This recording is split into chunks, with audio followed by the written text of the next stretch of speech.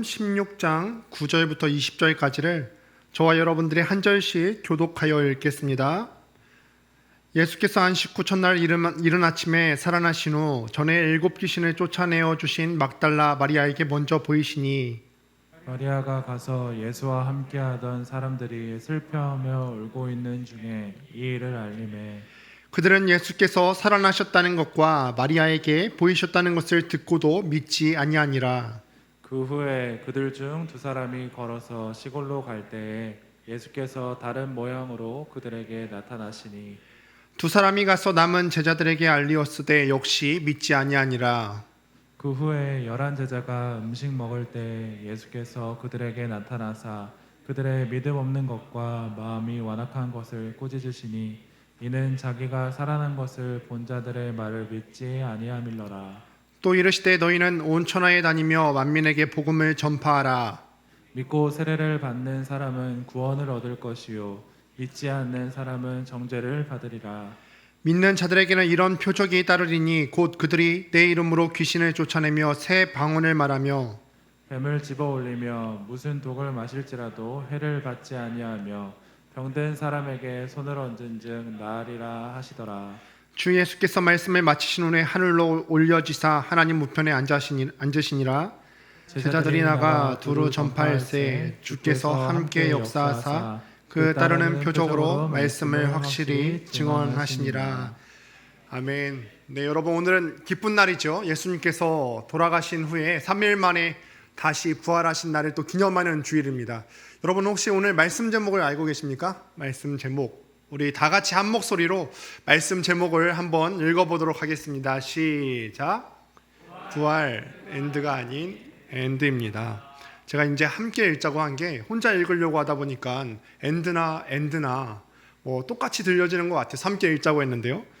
우리말로 한번 해석을 해보자면은 부활이 끝이 아니라 다시 새로운 시작이라는 의미를 갖고 있죠. 그래서 우리가 오늘 시간에 예수님의 부활을 함께 즐거워함과 동시에 그 부활이 성경적 지식으로 끝나는 것이 아니라 그저 역사적 사건에서 끝나는 것이 아니라 여러분들의 삶을 다시 한번 살리는 능력의 주일이 되기를 주님의 이름으로 소망합니다. 방금 전에 이야기했듯이 예수님께서 부활하신 사건은 페이크도 아니고요, 어떤 꾸며낸 이야기도 아니고 실제로 있었던 역사적인 사건이죠. 제가 여기서 역사적인 사건이라고 하는 이유는 무엇이냐면 그것이 가상의 이야기가 아니라 실제적으로 일어났던 일이고 그렇기 때문에 이게 우리에게 능력이 되고 힘이 된다는 것입니다. 가상이라면 우리가 그것을 믿으면서 힘이 될 수 있을까요? 그것이 우리의 증거가 되어서 우리도 추후에 나중에 부활할 수 있다는 확신을 갖게 되는 것이고 우리 삶 가운데서 죽었던 영역 또 우리 가운데 무너졌던 영역도 부활의 능력의 주님으로 말미암아서 다시 한번 살아날 수 있게 된다는 것입니다. 인도에서 스탠리 존스 선교사님이라는 분이 계셨어요. 그런데 이 선교사님께서 복음을 전하고 계시는데 한 이슬람 교도 한 사람이 와서 이렇게 이야기를 하더라는 것입니다. 우리는 당신네 기독교 교인들이 갖고 있지 못한 한 가지를 가지고 있어, 이렇게 지금 이야기를 합니다. 그러자 이 존스 선교사님이 궁금하죠. 그것이 무엇입니까? 했더니 이분이 그렇게 이야기를 하는 겁니다. 이슬람 교인이 우리나라에 가면은 마호메트의 시신이 들어있는 관이 있어. 그러나 당신네 예루살렘에 가면은 빈 무덤과 예수님의 빈 무덤과 빈 십자가밖에 없지 않소. 그때 이제 존스 선교사님이 이렇게 대답했습니다. 그것이 바로 당신네 이슬람교와 우리의 차이점이며 예수님께서는 3일 만에 무덤에서 살아나셨고 마호메트는 죽어서 그대로 무덤에 있지 않소. 교회를 활기차게 하고 지탱하게 하는 것은 예수님의 부활입니다. 우리의 신앙의 상징이 무엇입니까? 우리의 신앙의 상징은 십자가에 달려서 그대로 있으신 주님이 아니라 우리 신앙의 상징은 빈 무덤이고 빈 십자가입니다. 만약에 우리가 이 마호메트의 시체가 들어있는 그 무덤이 있는 것처럼 우리도 동일하게 예수의 시체가 있는 무덤이 있다고 한다면 우리 기독교를 어떻게 부활의 종교라고 말할 수 있겠습니까? 예수의 시체가 있다는 것은 다시 살아나지 못했다는 말이지요. 하지만 예수님께서는요 부활하셨고 그렇기 때문에 그분의 빈 무덤과 빈 십자가가 우리 신앙의 상징이 되는 것입니다. 오늘 시간을 통하여서 예수님의 부활이 우리에게 주는 교훈이 무엇인지를 또 함께 살펴보고 우리도 예수와 함께 그 죽었던 우리의 삶의 모습에서 다시 한번 살아나는 놀라운 역사가 있기를 바랍니다. 예수님께서는요, 부활을 통하여서 하나님의 계획이 반드시 이루어지고 있음을 우리에게 보여주시고 계십니다. 여러분, 부활이 무슨 뜻입니까? 부활. 뭐라고요? 다시 한번 말씀해 주시겠어요? 부활은 다시 살아나셨죠. 그러나 이거를 조금 더 구체적으로 살펴보면 네이버 사전에 검색하면은 죽었다가 다시 살아남이라고 되어 있습니다. 죽었다가 다시 살아남. 다시 살아남이라는 대답을 한다 해도 틀린 대답은 아니지만 그 안에 깔려 있는 게 있죠. 죽었다가 다시 살아남. 즉 부활이 있기 전에는 반드시 뭐가 있어야 된다고요? 죽음이 있다는 겁니다. 죽어야 다시 부활이 있을 수 있죠. 예수님께서도요, 부활이 있기 전에 죽으셨습니다. 하나님의 뜻을 이루기 위해서 죽으셨어요. 왜 죽으셨냐면은 원래는 우리가 죄를 지으면 그 죄값 때문에 생명으로 그 값을 지불하기 위해서 죄 지은 사람이 죽어야 됩니다. 그러나 그 죽음의 값을 치르기 위해서 예수님께서 대신 돌아가셨죠. 예수님께서 돌아가신 게 어쩌다가 길 가다가 로마 병정들에게 잡혀서 돌아가셨을까요? 아니면은 힘이 없으셔서 돌아가셨을까요? 어쩔 수 없이 돌아가셨을까요? 그렇지 않으셨어요. 의도적이고 당신의 능동적인 뜻에 따라서, 의도적인 뜻에 따라서 십자가를 지셨습니다. 마가복음을 보면요, 마가복음 전체를 크게 두 가지 부분으로 나눌 수가 있습니다.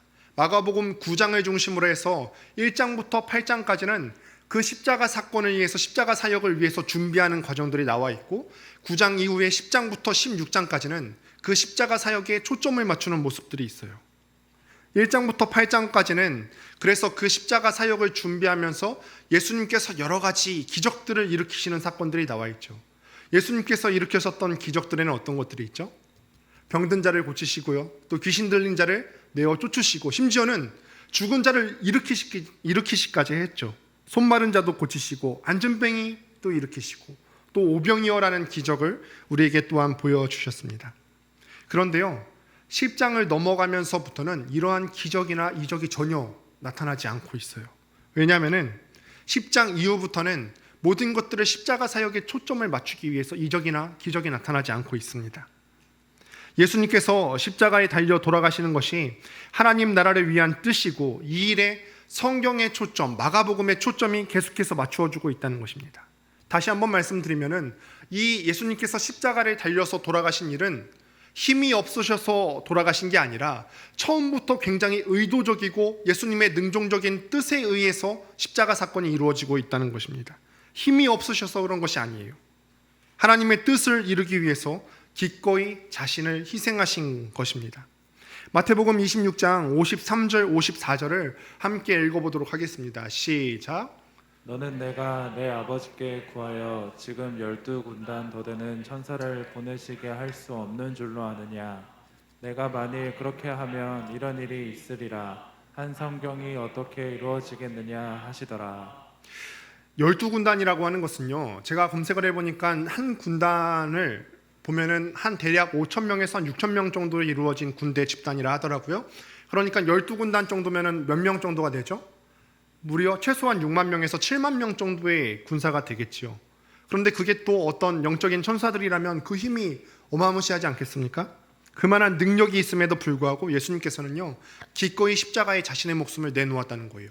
의도적으로 그렇게 하셨다는 거죠. 뜻이 있으셔서 성경이 말한 대로 이루어지게 하려고, 하나님의 뜻이 이 땅 가운데 이루어지게 하기 위해서 예수님께서 능동적으로 그렇게 하셨다는 것입니다.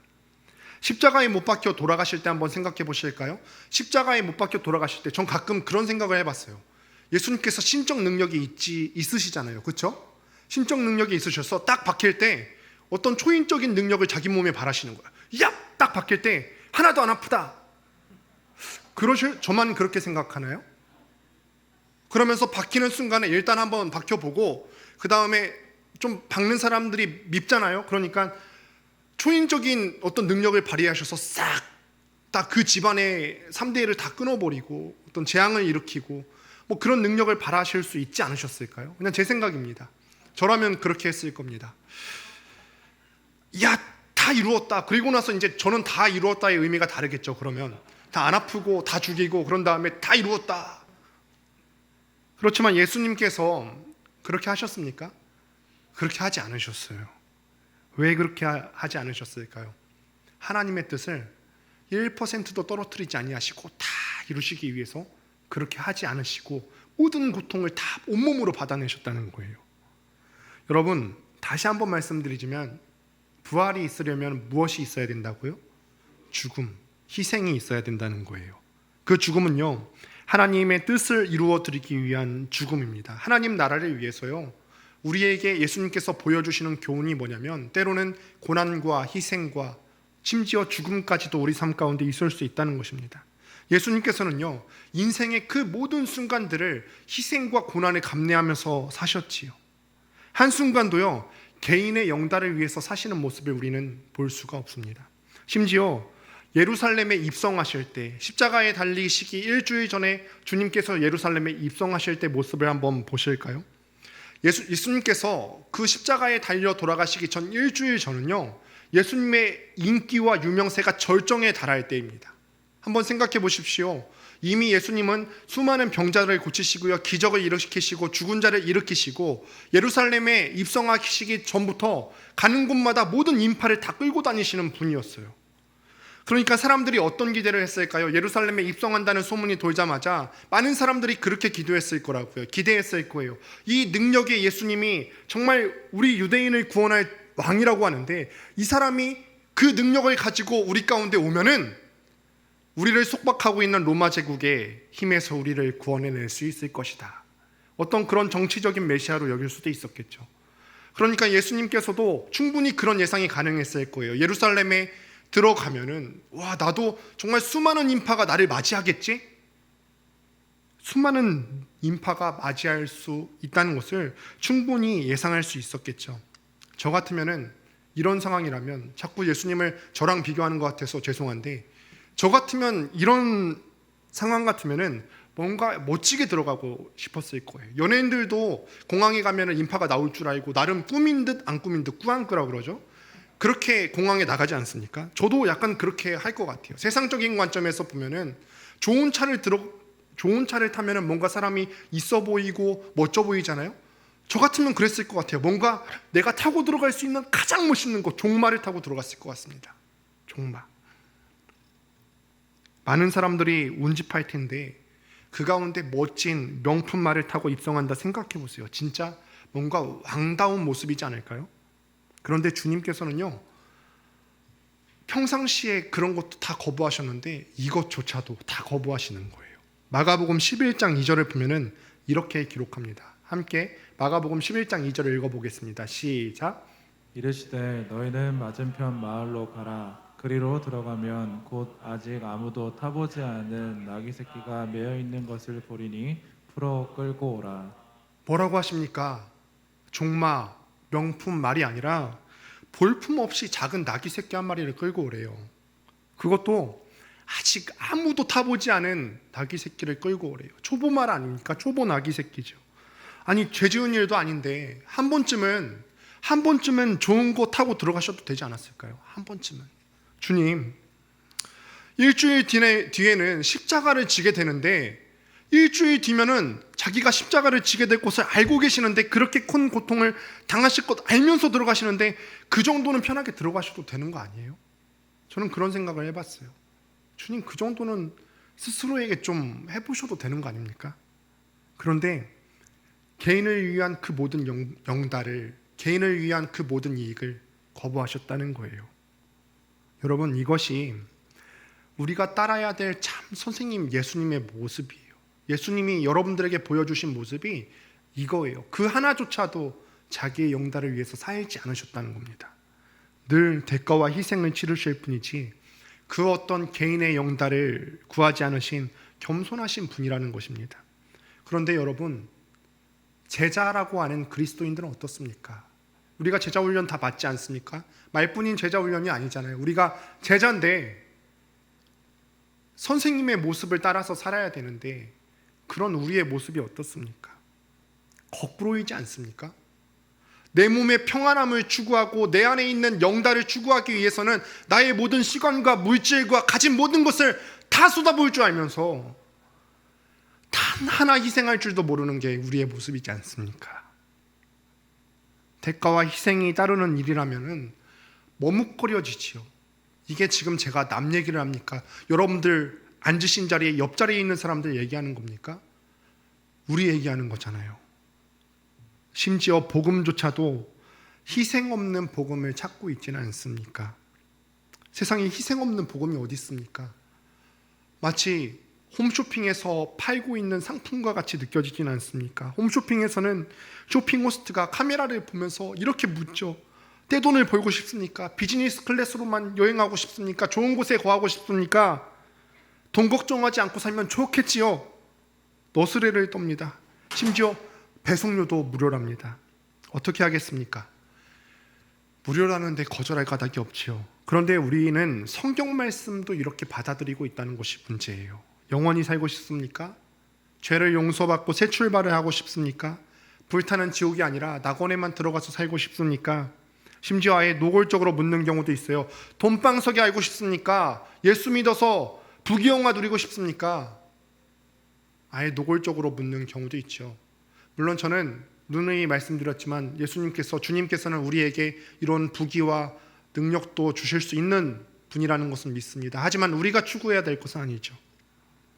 많은 사람들이 아무런 대가 없이 모든 것을 주는 복음을 주문했습니다. 그러나 여러분 기억하셔야 됩니다. 대가 없이, 죽음 없이, 희생 없는 하나님 나라가 없다는 것을 여러분들이 기억을 하셔야 합니다. 죽음이 없는 부활은 없습니다. 부활은 죽었다가 살아나는 것입니다. 요한복음 3장을 보면요, 요한복음 3장에 니고데모라고 하는 유대인 지도자에 대해서 나오게 됩니다.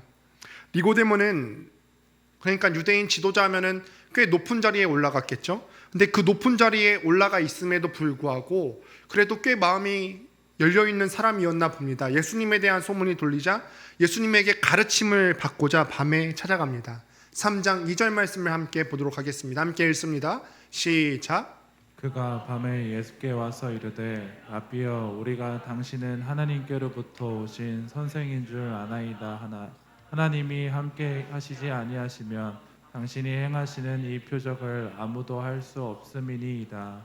이 유대인 지도자 니고데모가 언제 예수님을 찾아갔다고 기록합니까? 밤에 찾아갔죠. 왜 밤에 찾아갔을까요, 여러분? 네, 여러분들이 다 D형 큐티를 하고 있는 줄 압니다. 근데 D형 큐티를 하면서 여러분들이 놓치고 있는 게 있는데, 첫 번째 관찰할 때, 이거는 그냥 팁이에요. 관찰할 때 육하원칙에 해당되는 내용을 꼼꼼하게 잘 보셔야 됩니다. 언제 찾아갔냐? 밤에 찾아갔어요. 왜 밤에 찾아갔을까? 아까도 힌트가 있지만 유대인 지도자라고 하지 않았습니까? 근데 유대인 지도자가 나사렛 목수 출신인 사람에게 가르침을 받으러 가는 겁니다. 다른 사람에게 알려지기가 싫었겠죠. 니고데모는 유대인 지도자인데 자신의 지위와 위치가 평안하게 희생 없이 유지되기를 원했습니다. 하지만 니고데모의 이야기는 이것이 끝이 아닙니다. 요한복음 7장에서 다시 우리가 그를 만날 수가 있는데, 예수님의 인기가 하늘을 찌르자 이 유대인 종교 지도자들이 자기의 자리에 위협을 받고 이 사람을, 예수님을 잡아서 죽일 공리를 하게 됩니다. 질투에 사로잡히게 되죠. 성경은요, 예수님의 입을 다물게 만들 구실을 찾기 위해서 사내들인 공회가 소집되었다고 말하는데, 이 종교 지도자들의 역할 중 하나가 무엇이냐면 거짓 선지자를 색출하는 것이 그들의 임무예요. 그러니까 이 사람들은 지금 예수님을 어떻게 잡아서 몰아갈 수 있냐면 거짓 선지자로 몰아서 갈 수 있었다는 거죠. 예수님을 음해하기 위해서 공모하는 그 자리에 누가 있었냐면 바로 방금 전에 말씀드린 니고데모가 거기 있었습니다. 니고데모는 그 종교 지도자들 중에 한 명인 동시에 그는 그 중에서도 예수님이 하나님께서 보낸 사람이라고 믿는 사람이었어요. 이런 그가 그 자리에서 예수님을 대변해 줬을까요? 아니었을까요? 한번 이야기를 보실까요? 그는 아마 다른 사람이 예수님을 대변해 주기를 원했을 거예요. 예수님을 믿는 사람은 아마 나 말고도 많지 않을까? 그럼 그 사람이 나 말고도 예수님을 위해서 대변해 줄 수 있지 않을까? 믿음을 공개했을 때 자기가 받을 희생이나 대가를 생각하면은 섣불리 행동하기가 어려웠을 것이죠. 하지만 51절을 보면은 니고데모는 결국 용기를 내어서 예수님을 옹호합니다. 요한복음 7장 51절에 이렇게 기록하는데요. 우리의 율법은 사람의 말을 듣고 그 행한 것을 알기 전에 심판하느냐? 이 말이 무슨 말이냐면은 니고데모가 예수님을 변호해 주고 있는 거예요. 야, 우리가 믿고 있는 율법이 겨우 이 정도냐? 이 사람이 지금 무슨 말을 하고 무슨 행동을 했는지 한번 들어보고 나서 평가해야 되는 거 아니야? 그런데 듣기도 전에 이렇게 몰아가는 것이 우리가 믿고 있는 율법이냐? 니고데모는요, 비록 과감하게 드러내놓고 표현해놓지는 않았지만 이 정도만 말한 것만 해도 대단하죠. 왜냐하면 자기의 직업이 달린 일이에요. 직업을 잃으면 자신의 재산도 잃을 수가 있었겠죠. 자기의 밥줄과 평판을 걸고 공개적으로 예수님을 변호합니다. 더 이상 밤에 찾아가는 니고데모가 아니에요. 더 이상 그 믿음을 속으로만 간직하고 있지 않았습니다. 직장과 관계와 재정적인 미래가 모두 다 위험에 처할 줄 알면서 예수님을 위해서 목소리를 내었습니다. 그러자 다른 종교 지도자들이 52절에서 이 목소리를 낸 니고데모에게 이렇게 말을 합니다. 그들이 대답하여 이르되 너도 갈릴리에서 왔느냐? 너도 갈릴리에서 왔느냐? 이게 우리가 봤을 때는 별로 심한 말처럼 들리지가 않죠. 근데 사실은 그렇지 않습니다. 갈릴리는 정말로 별 볼 일 없는 마을이었습니다. 이 마을 출신이라는 사실은요, 그다지 자랑거리가 되는 것은 아니지요. 예수님을 비웃던 무리들은 니고데모에게 같은 공격을 퍼부었다는 겁니다.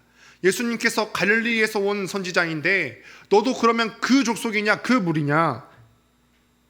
동료들이 니고데모의 자존심을 긋습니다. 정말 니고데모가 유대인 지도자, 종교 지도자, 특별히 사내들인 공예의 지도자 위치까지 올라가려면 굉장히 많은 노력을 했을 겁니다.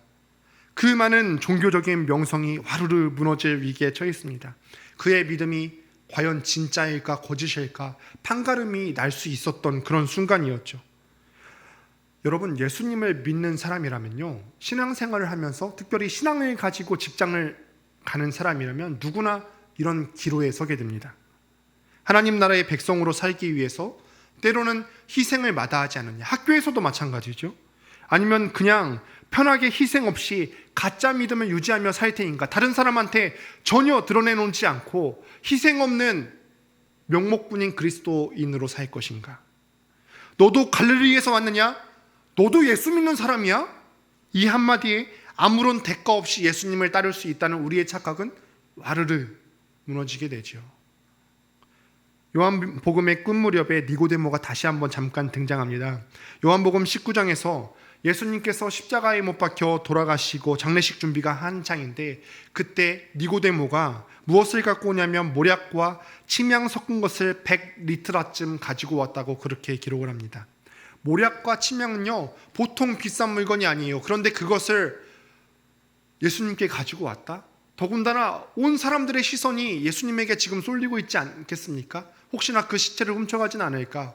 혹시나 그 무덤가에 가게 되면 나도 같은 물이라고 엮여서 무슨 해코지를 당하지는 않을까? 그런 위험성이 있었어요. 그런데 그런 자리에 침략과 모략을 가지고 갔다는 것은 단순히 가격 이상을 뛰어넘는 거예요. 이제는 이 니고데모의 마음 가운데 예수님을 향한 애정을 더 이상 숨길 수가 없게 된 것입니다. 모두가 예수님을 버리거나 두려워서 다 숨었을 때 니고데모는 예수님을 향한 놀라운 사랑과 헌신을 드러내었다는 거예요.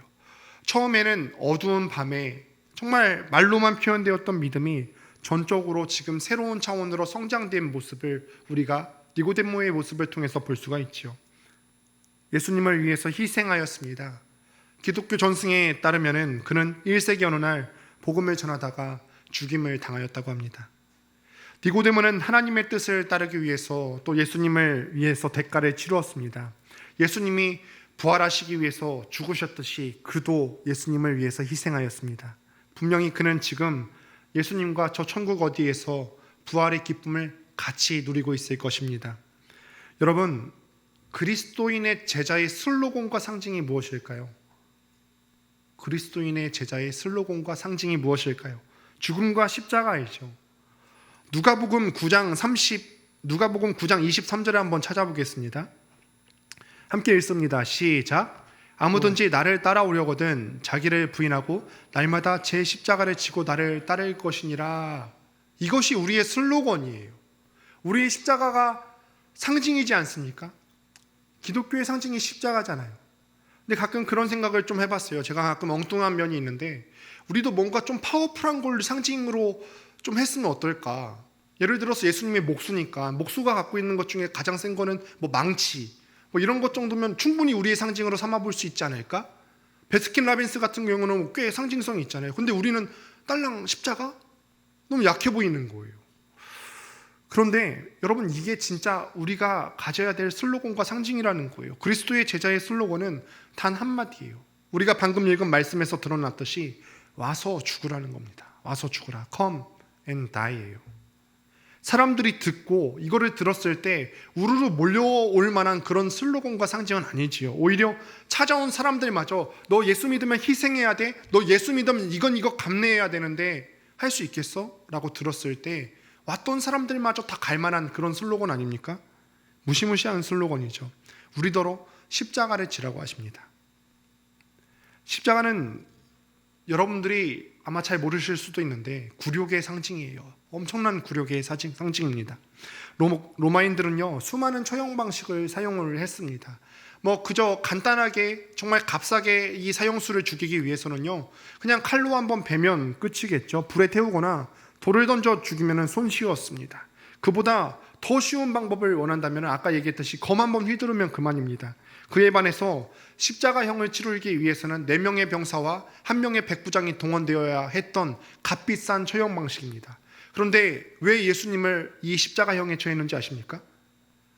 유대인의 왕이라고 치켜 세움을 받고 있었던 그런 존재예요. 그런데 그 예수님을 2m밖에 안 되는 그 십자가에 달려서 많은 사람들에게 보이면서 죽인 거예요. 수치심을 주려고, 굴욕감을 주려고. 이 죄인이 아무것도 아니다, 너희가 지금 이 사람을 왕이라고 하느냐, 유대인의 왕이라고 하느냐. 그런데 봐봐라, 아무 능력도 없지 않니? 우리 로마 제국이 짱이야. 죄인을 욕보이기 위해서 이 십자가형을 지게 하신 것입니다. 창조주시고 정말 구세주시고 만왕의 왕이신 그분이 아무것도 아닌 존재처럼 욕을 당하셨어요.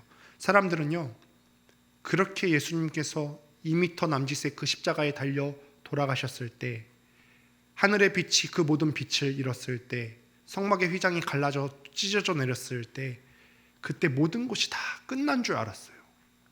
예수를 죽게 한 유대인 지도자들과 동조한 무리들도 예수가 죽었을 때 다 끝난 줄 알았을 겁니다. 심지어 예수님을 따르던 제자들조차도 예수님께서 돌아가셨을 때 그렇게 가르침을 받았음에도 불구하고 다 끝난 줄 알고 뿔뿔이 다 흩어졌다고 기록을 합니다. 예수님께서 돌아가시기 전에 이미 죽었다가 다시 부활하실 것을 누누이 말씀을 하셨어요. 마태복음 17장 22절부터 23절에 보면 이렇게 기록을 합니다. 함께 읽어보도록 하겠습니다. 마태복음 17장 22절부터 23절입니다.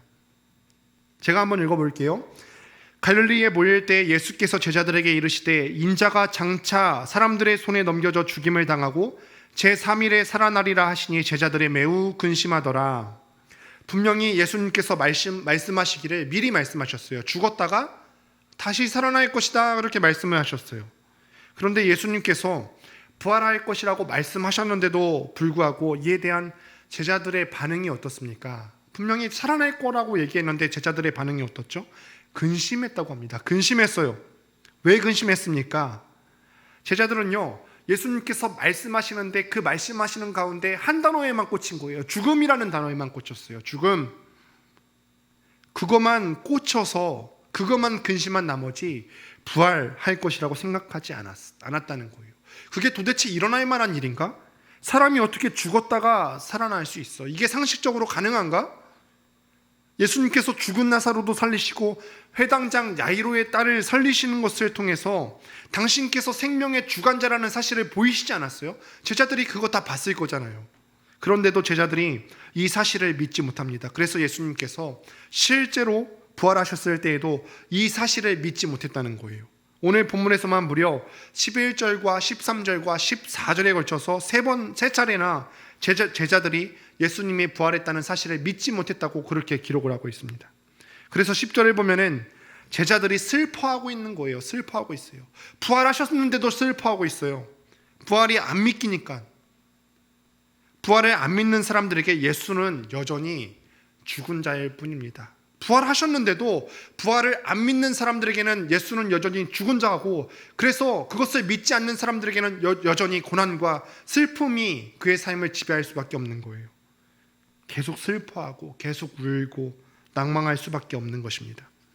이런 제자들에게 예수님께서 무엇을 하십니까?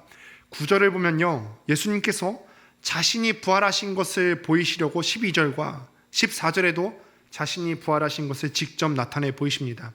예수님께서 자신을 드러내신 것은 제자들에게 뿐만 나타내 보이신 것이 아닙니다. 고린도전서 15장 5절의 기록을 보면은 무려 500여 명의 사람들에게 나타나셔서 자신이 부활하신 것을 보이셨다고 그렇게 기록을 하고 있습니다.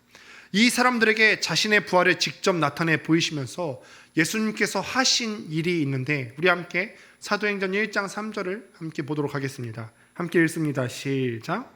그가 고난 받으신 후에 또한 그들에게 확실한 많은 증거로 친히 살아계심을 나타내사 40일 동안 그들에게 보이시며 하나님 나라의 일을 말씀하시니라. 뭐 하셨습니까? 부활하신 후에 예수님께서 무엇을 하셨다고요? 하나님 나라의 일을 말씀하셨어요. 예수님께서는요, 자신의 부활을 제자들과 500여 명의 사람들에게 친히 드러내 증거하셨습니다. 이 일은 부활은 꾸며낸 이야기가 아니라 역사적으로 실존한 이야기였음을 증명하고 있는 것입니다. 또한 나타나신 후에 고난받으시기 이전에 그의 생전에 늘 하시던 대로 하나님 나라의 복음을 증거하셨어요. 아까도 얘기했지만 유대인 지도자들은요, 예수님께서 십자가에 달려 돌아가셨을 때 모든 게 다 끝났을 줄 알았을 것입니다. 저 이상한 돌을 전하는 사람이 죽었으니까 이제는 더 이상 저 이상한 돌을 따르는 사람들도 없어지겠지? 믿던 사람들도 다 뿔뿔이 흩어지겠지? 다 끝난 줄 알았는데 죽음이 끝이 아니었던 거예요. The end, 끝이 아니라 엔드가 거기서부터 계속해서 사건이 이어져 가는 것입니다. 오히려 더 왕성하게 그가 전하셨던 복음 사역이 이루어지게 되는 모습을 볼 수 있게 됐죠. 예수님께서 죽으시고 부활하신 이후에 놀라운 일이 일어났어요. 무엇이냐면 최초의 교회가 생겨나게 됩니다. 예루살렘 교회가 생겨났죠. 또 예수의 부활 이전에는 그 복음이 지역적으로만 본다면 유대 지역에만 한정돼 있었어요. 그런데 부활하신 이후에는 복음이 어떻게 됐습니까? 유대 지역을 넘어서 가지 않습니까? 소아시아 지역에 선포되어져 나가고 또 유럽 지역까지 계속 퍼져나가는 그런 모습을 볼 수 있지 않습니까? 어디 그뿐입니까? 예수님의 부활은요, 그를 따르던 제자들도 한 차원 다른 모습으로 완전히 변화시킨 모습을 우리가 볼 수가 있는데, 제자들은요, 이 예수님을 따르면서도 믿음이 없다고 책망을 받았던 사람들입니다.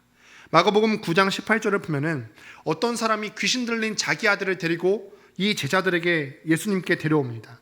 이야기를 들어본 즉 이 사람이 귀신 들린 자기 아들을 제자들에게 데려와서 귀신을 쫓아달라고 얘기를 했는데, 제자들이 이거를 했습니까? 못했습니까? 능히 그 일을 못하는 거예요. 예수님을 따르는 제자들인데도 귀신 들린 그 아들을 데려오니까 이 일을 못했다는 거예요. 그러니까 예수님께서 제자들에게 뭐라고 하면서 책망하셨는지 아세요? 9장 19절에 보면은 이렇게 말씀하시는데, 대답하여 이르시되 믿음이 없는 세대여 라고 부르세요. 예수님께서 제자들더러 뭐라고 하셨다고요? 믿음이 없는 세대여 라고 꾸짖으셨어요.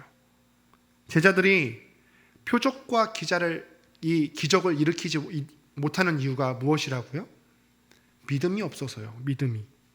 예수님과 함께 살아가고 있는 제자들임에도 불구하고 믿음이 없다고 그렇게 말씀을 하세요.